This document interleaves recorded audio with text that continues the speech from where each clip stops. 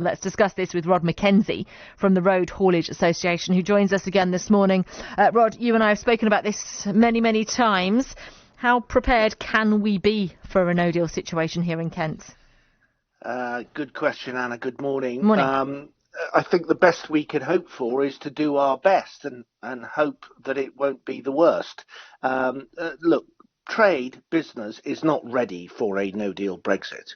And although there's not much difference between a deal and a no-deal Brexit, either way, with a very few days to go to the end of the year and an entirely new customs system potentially coming in, what we need badly is the politicians to agree on something and preferably give us a bit more breathing space so that all the lorries, all the trade, everything that goes through Kent can continue to do so smoothly for a period of months while we get ourselves ready for this. It's gone down to the wire. It's not fair on businesses. It's not fair on Kent, and it's not fair on lorries. Very tricky. You said that there's not much difference between a deal situation and a no deal. And we know that, of course, lots is changing anyway when we leave the customs union, single market. We've discussed that many times. So do you know what differences there might be? I mean, would there be more checks, for example?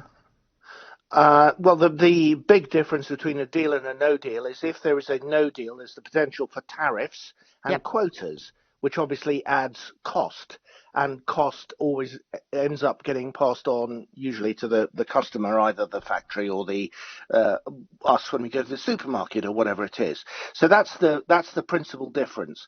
But although we've said we won't really bother with checks on EU vehicles coming in, vehicles going the other way, in other words, leaving the UK, are subject to checks, deal or no deal, from the 1st of January. So what we're looking for is some sort of easement where the EU will agree that they will be either less rigorous or not, frankly, not bother for a period of time to allow us to check whether our IT systems are working. We don't know that they are. Check that the border infrastructure works. That's particularly important to the county of Kent, and to check there are enough staff hired to process all this enormous red tape that all exporters will have to go through. So to be very clear then, I don't want to labour the point, but, you know, a no-deal situation actually won't make any difference in terms of the flow. We're already worried about that because those changes are going to happen anyway. That's right. I mean, there is always with Brexit, there is a factor X that you and I don't know and can't yet comment on, which is that, you know, there is some fantastic easement that is agreed by the politicians, even if there is a no deal, because they put their hands on their hearts and they say, look, it'll be a disaster if we don't do something to help our respective traders use the borders from January because no one's ready. Operation Brock is being tested, as I said, tonight. So, I mean, that's got to help, right?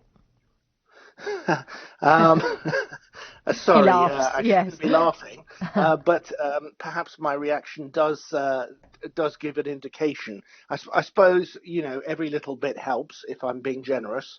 But, you know, look, we're nowhere near ready for this stuff. We are nowhere near ready.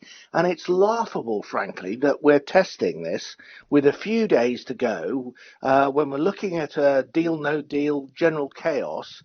There's so much more than just Operation Brock to worry about. You know, I'm afraid we should be very concerned. And on that note, I'm sure we will discuss this again. Rod, thank you so much for your time this morning. That's Rod McKenzie then from the Road Haulage Association.